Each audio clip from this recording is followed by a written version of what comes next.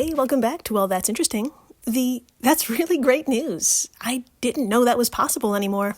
Edition. Today is episode 220. Giant rats could soon fight the illegal wildlife trade, and an extinct tortoise has been found, alone, on a remote island. My friends, this might be the episode that has you exploding with joy at both ends. And you know what? It's high time. I think we deserve it. Let's treat ourselves to the following. In the first half of the show, you're going to see photos of rats in tiny vests. And that thing is going to happen where the cuteness level is so overwhelming, you feel aggression and chest pain. I am serious, you're going to want to smush them. If you're a long-time listener of this show, then the remarkable, endearing, impressive creature called the giant African pouched rat should sound familiar.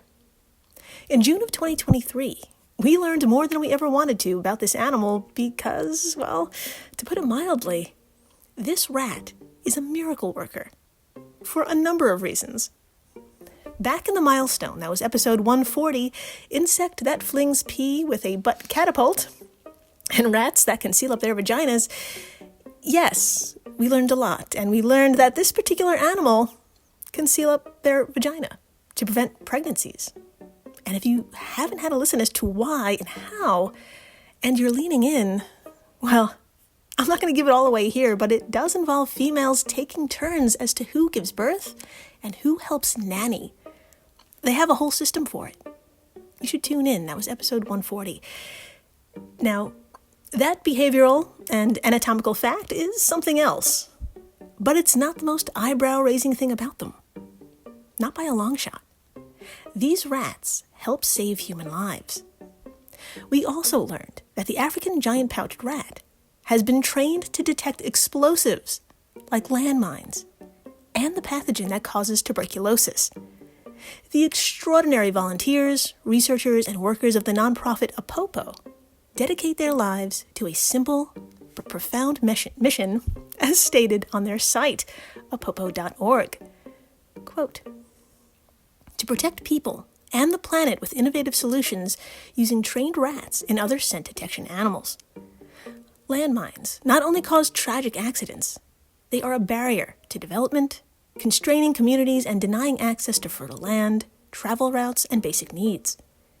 Apopo's hero rats and hero dogs perform complementary roles, making them the perfect tool for speeding up detection and clearance.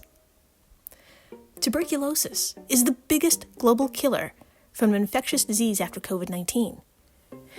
There were approximately 10.6 million new global cases of tuberculosis per year, and around 1.3 million people died from the disease in 2022. In most sub-Saharan African countries, only about half of the patients with active tuberculosis are diagnosed. A TB detection rat can check 100 samples for TB in as little as 20 minutes. This would typically take a lab technician up to 4 days using conventional microscopy. End quote. My friends, these intelligent, gentle animals with a lifespan of a wee 8 years start training at the wee age of 4 weeks.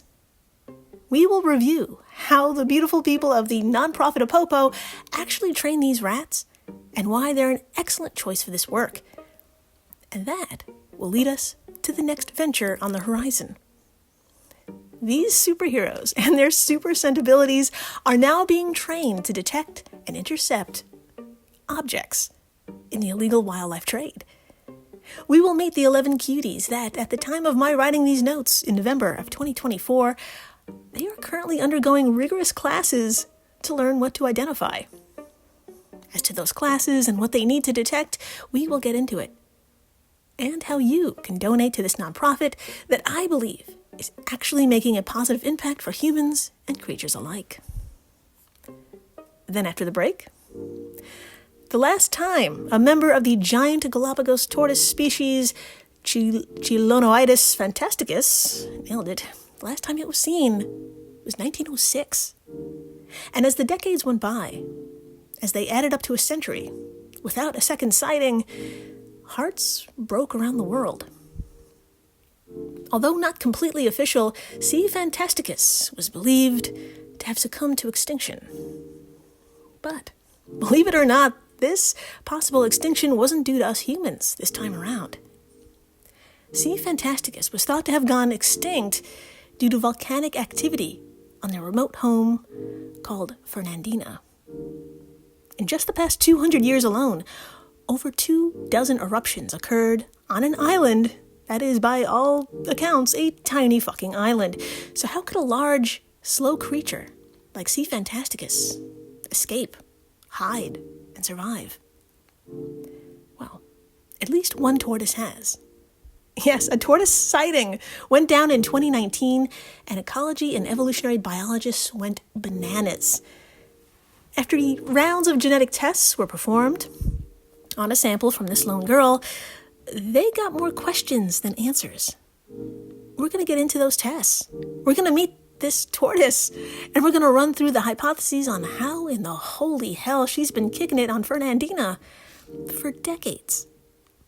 In the meantime, hi, I'm Jill Chacha, and if this is your first time listening, welcome to the flock, my miraculous business goose.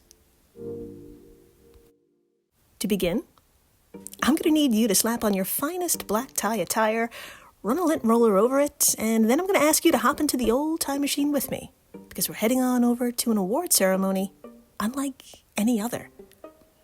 It's September of 2020, which means this award ceremony, like nearly everything else in the world at the time, took place virtually.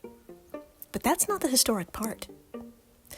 Let me tell you a little bit about our award recipient. Our gold medal award recipient named Magawa. He was born in Tanzania and quickly found his talent and calling, saving lives by detecting landmines and unexploded munitions. This was his day job. Magawa's skills were so exceptional, he was called to active duty in a region of the world that has the heartbreaking title of a country with one of the most dangerous countrysides, Cambodia. According to the halotrust.org, those landmines were laid during the ousting of the Khmer Rouge in 1979. And throughout the 80s and 90s, they had a, quote, devastating impact on the people of Cambodia. Over 65,000 casualties have been recorded since 1979, resulting in 18,800 people being killed, and nearly 45,000 people being injured, of whom 9,087 had to have amputations due to their injuries. End quote. Now, on one hand, more than half of Cambodia's minefields have been cleared. But on the other, it's believed there are up to 6 million landmines remaining. 6 million. Those remaining are concentrated in the rural northwest of the country, along the Thai border, on a 750-kilometer or 460-ish mile area known as the K5. As the country's population expands, civilians have little choice but to move out and onto these literal minefields. This is where Magawa MacGyvered and went to work. From 2016 to 2021, Magawa cleared more than 56 acres, and in that time, he found 71 landmines and 38 instances of some other unexploded ordnance, aka fucking bombs. Now, I'm no mathematician, but my clickety-clack calculations are anyway, that's 109 people that Magawa saved from grievous or bodily harm. Now, Magawa eventually retired from bomb detection in June of 2021 due to his old age. He was 7. Because I forgot to mention, Magawa is an African giant-pouched rat. He's a rat. And just before his complete retirement, he gave a little more, he spent a number of weeks mentoring 20 newly recruited rats before kicking back to a life of, quote, snacking on bananas and peanuts, end quote, from Antonia Nori Farzan of the Washington Post. Now, I think I know what you're thinking. You're thinking, oh, God, I have to do more with my life. But really? A rat? How does that even happen? How do you train a rat to find bombs? Who did this? How did they not set off those landmines? And what award did he get, by the way? I am sweating in this outfit. Well, great questions, my lovely looking business goose. First, you're doing enough. Don't feel intimidated by Magawa. Second, the award is the PDSA Gold Medal.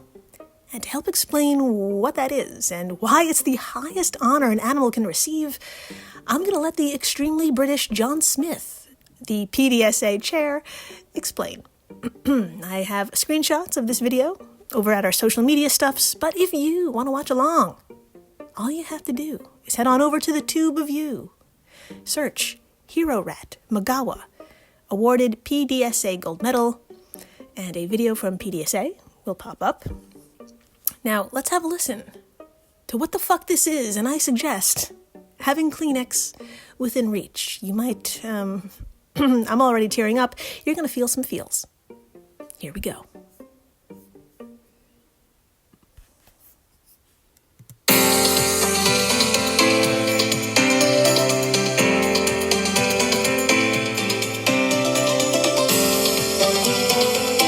Hello, ladies and gentlemen, and thank you for tuning in and joining us at PDSA as we are about to make history.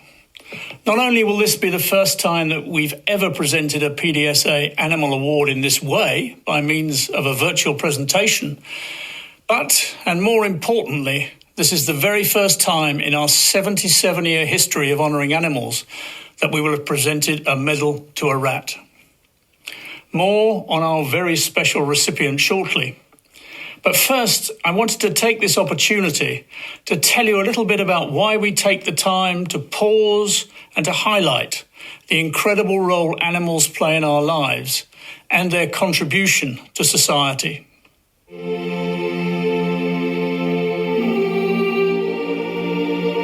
Heroes come in all shapes and sizes, but all of them have big hearts and brave spirits.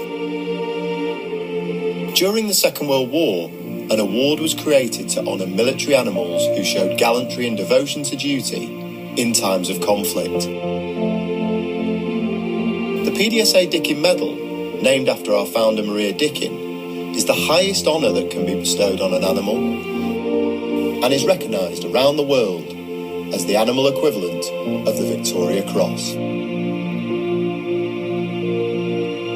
Since this prestigious award was instituted, we've honoured dogs, pigeons, horses, and a cat.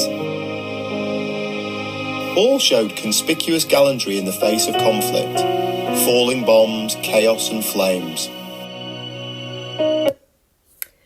I just want to pause at 158 real quick because I want to talk about Teddy the Cockapoo. Yes, Teddy the Cockapoo, I think, which is a mix between a Cocker Spaniel and a Poodle. They were honored back in April of 2018 for, quote, life-saving devotion to her family, alerting them when their young son climbed into the tumble dryer and became trapped as the cycle triggered. Teddy's actions prevented the young boy from suffering life-threatening injuries, end quote. So, from World War II to dryers, heroism is everywhere. Tomato, tomato. Let's continue. We've honoured animals for their intelligence and skill, their loyalty and devotion, even laying down their lives for the people they love.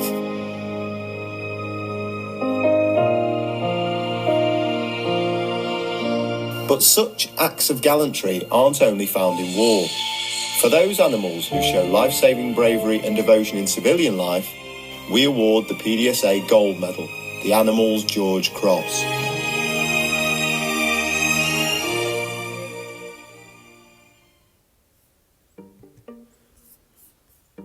Okay, my friends, there you have it. My teary-eyed business goose, that is the PDSA Gold Medal.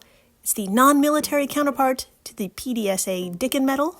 You know the one, and is basically the equivalent of the Victoria Cross, the George Cross, or the Presidential Medal of Freedom, basically. It's a fresh new award on the scene, having been instituted in 2002, but it's been rewarding civilian acts of animal bravery and exceptional devotion to duty ever since. Now, as to how Magawa reached such a level of accomplishment, Well, he certainly didn't act alone. This video goes on to reveal a little bit about the nonprofit Apopo, the ingenious training process, and the workers of Apopo who join their African pouch rats colleagues and enter these dangerous places alongside them. So, let's have a listen to Christoph Cox, Apopo CEO and co-founder, at the 6-minute, 50-second mark. I'm pulling it up right here, and here we go.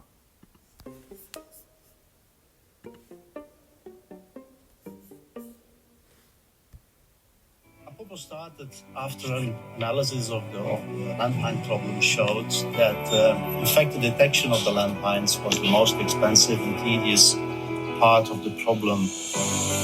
That's why we came up with the idea of using rats, because rats are fast. They can screen an area of 200 square meters in half an hour, something which would take a manual deminer 4 days. So Magawa started his journey in Tanzania. He was born here as part of a breeding colony. Our rats are normally weaned at the age of 10 weeks. After that, Magawa was socialized, and thereafter he started clicker training. Clicker training is a positive reinforcement training method whereby the rat receives food reward for a click. After that, the rat has to do something to receive this food reward, like for example finding a target, walking on a soil surface. After that, we started scent discrimination, whereby the rat has to choose the explosive target over another target in order to get the food reward. As so far, we never had any accidents with the rats, because the rats are too light to trigger a mine, so they just gently scratch over the mine. After that, Magawa was moved to our training field, which has various stages of complexity. But at the end of the training, our rats are internally accredited, and we require 100% accuracy over 800 square meters of area. So the rats cannot miss any landmine. We really trust our rats, because very often after clearing a minefield, our teams will play a game of soccer on the cleared field to assure the quality of our work. So far, our rats have impacted more than 1 million people, free them of the terror of landmines.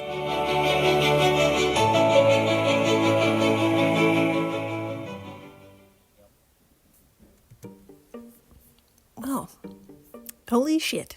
You heard it.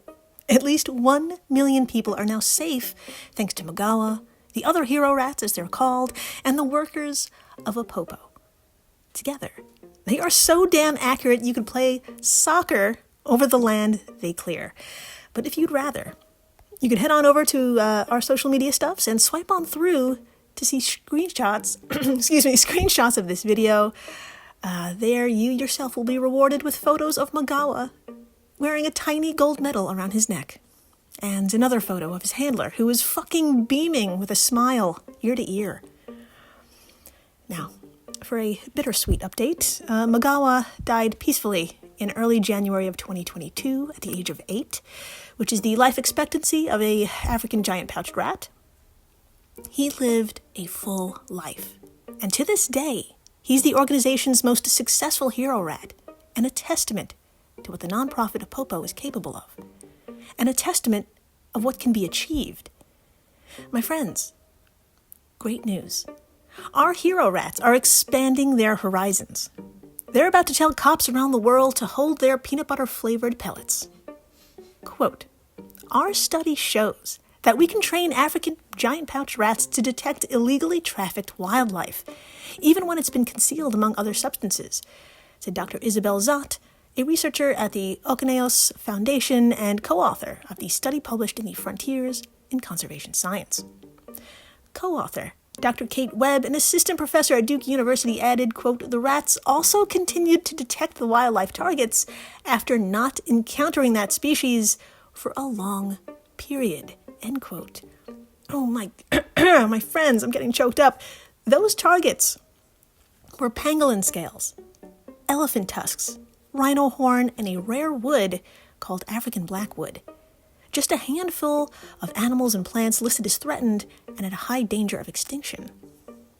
Thanks to the work of Dr. Isabel and Dr. Kate conducted over at Apopo, we now know these hero rats can help track down and intercept the trade. Let's get into it. my equally furry business goose, may I introduce the rats of this study. Christy, Marty, Attenborough, Irwin, Betty, Teddy, Ebony, and yes, Ivory, Desmond, Thoreau, and Fossey. And just like Magawa, they went through several stages of reward-based training, but this time to become international crime fighters. And guess what? I've got some photos to prove it. Swipe on past the handler over at our social media stuffs, and you shall see one of our heroes during the first stage, called indication training. According to the team's October 2024 press release, the rats, quote, learned to hold their noses for several seconds in a hole in which the target scent was placed. When they correctly performed this nose poke, they were rewarded with flavored rodent pellets. End quote. Delicious. After this delicious and informative session came step 2. The rats were introduced to a handful of non-target odors. These included things like electric cables, coffee beans, and laundry detergent.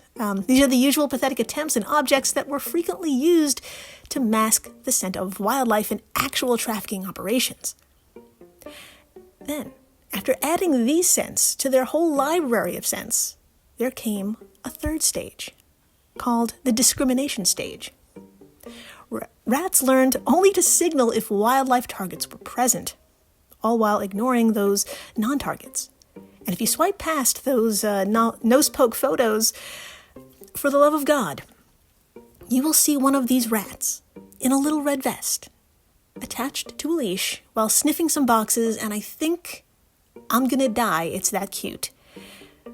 Those vests aren't just for aesthetics, believe it or not. They actually help rats indicate when they detected a scent. I shit you not. Thank you, Alexa. I shit you not. Using their front paws, the rats pull on a small ball attached at the chest. The pull triggers a beeping sound, and that sound alerts the handlers. And yes, I have a photo of that too, because we need joy anywhere we can get it. Now, this sounds like the final stage, but it's not. The last stage in their training is what I think is the most difficult, and that's based solely on my abilities. It's called the retention test. Get this. Rats were reintroduced to scents that they've not encountered for 5 to 8 months. 8 months. And if you're wondering how they performed after such a period of time, drumroll please. Thank you in the back. Quote, despite months of non-exposure, the rats showed perfect retention scores, suggesting that their cognitive retention performance resembles that of dogs. By the end of the training, 8 of 11 rats were able to identify 4 commonly smuggled wildlife species among 146 non-target substances. End quote. You heard that right. Perfect retention. And they weren't distracted by 146 other things. And they had a graduation rate of 8 out of 11. Fuck yes, round of applause. Yes, thank you, louder. Thank you. Now, our rat friends are not going to completely replace our canine friends, that is for sure. But having a rat on the team does have its advantages. Not only are their abilities up there with dogs, but as the Zot explained in the press release, existing screening tools are expensive and time-intensive, and there's an urgent need to increase cargo screening. Apopo's rats are cost-effective, and they're scent detection tools. They could easily access tight spaces like cargo and packed shipping containers, or be lifted up high to screen the ventilation systems of sealed containers. End quote. That is next-level accessibility.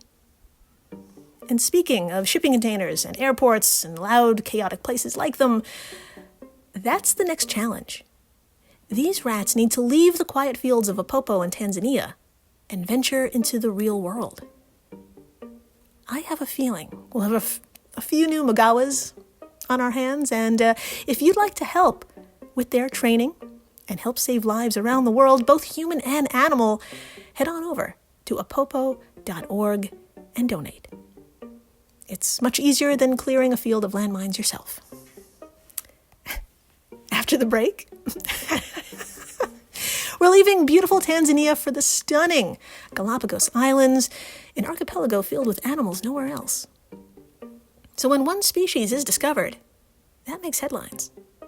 When it disappears, it breaks hearts. When it's rediscovered well over a century later, you throw a fucking party. Crack open the bubbly. I promise I haven't been drinking already. Stay tuned. Next. This episode is brought to you by Shopify. Upgrade your business with Shopify, home of the #1 checkout on the planet. Shop Pay boosts conversions up to 50%, meaning fewer carts going abandoned and more sales going cha-ching. So if you're into growing your business, get a commerce platform that's ready to sell wherever your customers are. Visit Shopify.com to upgrade your selling today. Sick of those trivia podcasts that you don't even understand how to operate and they just have too many levers and buttons? There's got to be a better way. Now there is, with Good Job Brain, an offbeat quiz show and trivia podcast that makes learning new things easy and fun. I just learned that artificial vanilla flavoring sometimes comes from the anal glands of a beaver, and now I can never shake that mental image. Thanks, Good Job Brain. Good Job Brain is available for the low price of just 4 easy payments of free. It's a podcast. Good Job Brain is part of Airwave Media and available on all podcast apps. Operators are standing by. And we're back. We are so back.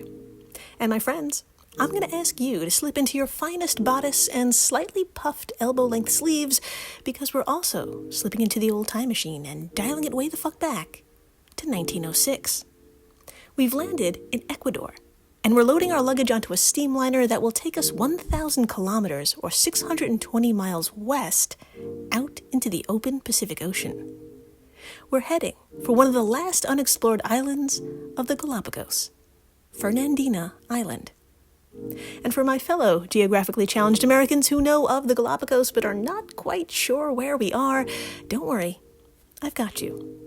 Everyone, please imagine the continent of South America. Wonderful. Point to the upper left-hand corner there, along the coast. Okay, there is Ecuador, with the equator slicing across the very top. Now, move your finger a few inches to the left into the Pacific. After 600 miles of nothing but open ocean, seemingly out of nowhere, will rise a series of islands. About 127 islands. An archipelago known as the Galapagos.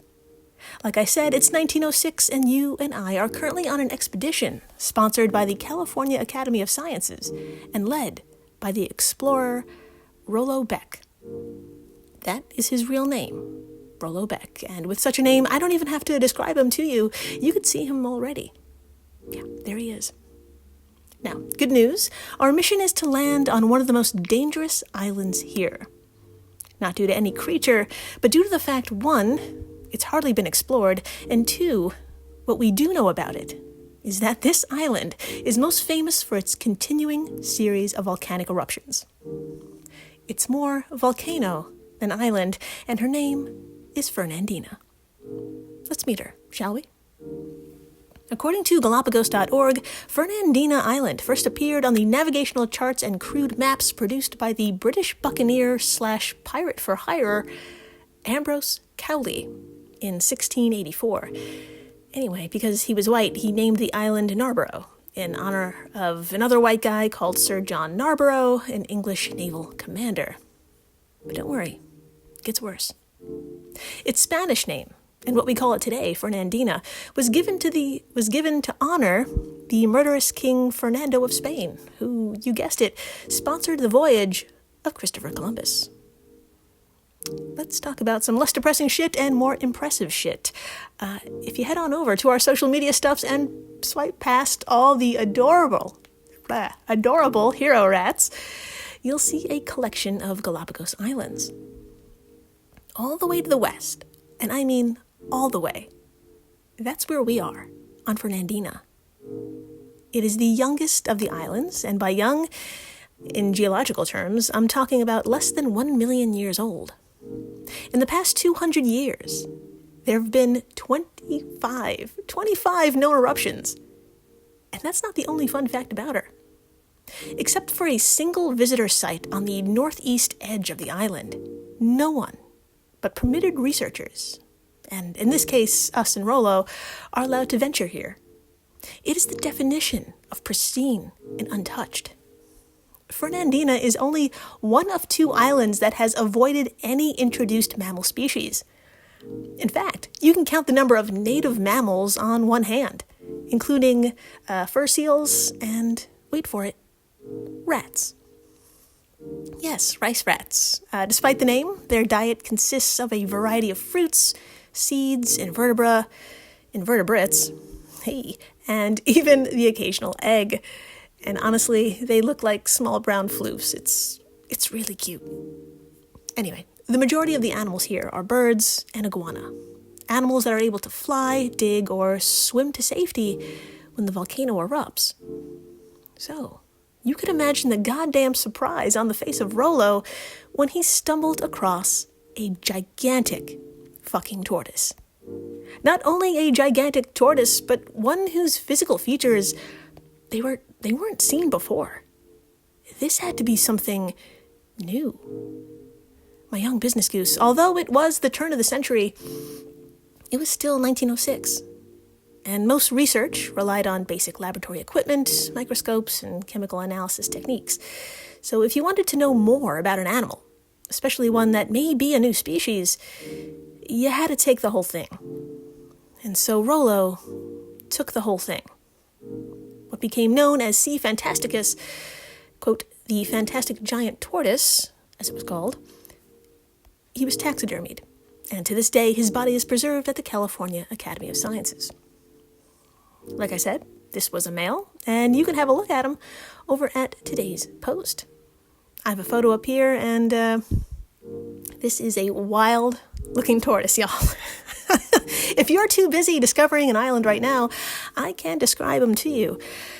Just start off by imagining a regular tortoise, but make the neck just really uncomfortably long. It's just really long, and the shell is massive and rough. Its shape is really what sticks out here. Think of a saddle, like something you'd put on a horse, and the front of it, like near the base of the neck, I swear, it looks like an LL Bean turtleneck. It really does. It's really thick and exaggerated. The official terminology for this look is, quote, extreme flaring of marginal scutes, end quote. Yeah, say it with me. Extreme flaring of marginal scutes, and that's how it's described by the paper we're about to dive into. Put a pin in that. In the meantime, this guy caused a stir. Not only for his looks, but that no one expected a giant tortoise here. It called for more expeditions. And so it was. Years afterwards, decades afterwards, researchers returned to Fernandina in hopes of spotting another C. fantasticus. But to the dismay of every single explorer, not one tortoise was found. The turn of the 20th century became the middle of the century, and then the late century, and then the 1900s rolled into the 2000s, and the 21st century, and still nothing. Well, not completely nothing. There were some shitty yet tantalizing clues. Literally, 18 pieces of scat were attributed to tortoises in 1964. And get this, a possible visual observation of scat was seen from an aircraft during the early 2000s, and that is impressive all around. Then there was another possible tortoise scat seen in 2014, but needless to say, when all you have in over 100 years is some possible poo, morale isn't very high. C. fantasticus was all but considered gone from the world. 5 years later, though, that was about to change. Quote, finally, in 2019, a surprise discovery triggered a wave of international news that the giant tortoises may yet survive on Fernandina Island. A single female tortoise was found on the lower northwestern flank of the volcano. The tortoise, nicknamed Fernanda, was found in an isolated patch of vegetation cut off from the main vegetated area on the southeast of the island by several lava flows. She's likely well over 50 years old, but is small, with her growth stunted. End quote from today's study. Well, holy shit, my fully formed business goose, a tortoise was seen in 2019, and unfortunately, the only photo I have of her is one she was not ready for. It looks like she just woke up and hasn't had her coffee yet. But yes, that there is a tortoise. And yeah, she looks very different from the male that was found back in 1906. Fern's shell is smooth and exhibits no extreme flaring of its marginal scutes. So, naturally, beautiful nerds like Adalgisa Cacchione, nailed it, a senior research scientist and lecturer in Yale's Department of Ecology and Evolutionary Biology, and Stephen Goran, a zoologist at Princeton University. They had a few questions. Was Fern, in fact, a native Fernandina Island tortoise? Or did she migrate there? Because although tortoises cannot swim, they can float. For real. And thanks to that nifty feature, they can be carried to adjacent islands, like after severe storms, for example. So, to test if Fern was indeed a living C. fantasticus, a blood sample was taken, and the goal was to sequence her genome. The team could compare her genome to the genome of the lone male specimen found over 100 years ago and to the genomes of all other Galapagos giant tortoise species. And before we get into the Jerry Springer-ish test, I want to make it clear that the team did not pull a Rolo. Oh no. Fern is safe. She's safe and sound at the Giant Tortoise Restoration Initiative, aka Iniciativa Galapagos, which is also a fantastic nonprofit if you'd like to consider giving to. According to Galapagos.org, the long-term goal of the initiative is to restore tortoise populations to their historical distribution and numbers across Galapagos, including on islands where tortoises went extinct, end quote.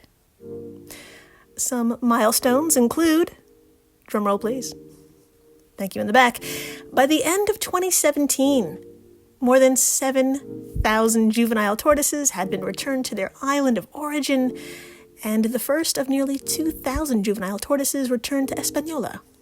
And they reached sexual maturity and have been reproducing naturally on that island since the 90s. That is great fucking news. And prepare yourself. There's more. Those test results came back. And guess what? From the team's paper conveniently titled, "The Galapagos Giant Tortoise C. fantasticus is not extinct," quote, "These analyses indicate that the tortoise found on Fernandina Island in 2019 belongs to the same genetic lineage as the historical C. fantasticus specimen, and that these two individuals are genetically distinct from other species of giant tortoise found on the other islands in the Galapagos archipelago," end quote. Boom, my friends. They are not extinct. And thanks to Fern's DNA, we also know that C. fantasticus is most closely related to those Hispaniola Island tortoises. It's an island, by the way, that's the farthest from Fernandina. I truly need you to take another look at that map of the Galapagos. I have it up here myself, and Fernandina is all the way to the left, all the way. It's like as far as you can go. And Hispaniola is all the way to the lower right. How did this happen? I mean, I guess they really know how to float, but damn. I am at a loss for words, and researchers are still not sure how this species got here. As to how Fern has been surviving, Peter Grant, an evolutionary biologist at Princeton University, said in a press release, quote, "At lower elevations, the vegetation occurs in island-like clumps in a sea of recently congealed lava. Fernanda was found in one of these, and there's evidence that a few relatives may exist in others." End quote. My friends, Fern has been chilling in the most dangerous places. Recently congealed lava, and she's been eating salad. And like Peter said, there has been more evidence of tortoises, and that evidence is, of course, poop. And you know the old saying, where there's poop, there's life. Thank you for listening, rating, subscribing, telling your friends about giant rats and how they could seal their vaginas and solve crime. Actually, prevent crime. It's even better. Rats. And there's a tortoise. She's just chilling. She's got her own island. It's great. I'm kind of jealous. And a scat-filled thanks to the folks over at Airwave Media, the podcast network to which WTI belongs. If you love this show, and you do, you love the other podcasts in this family, and please, stay interesting.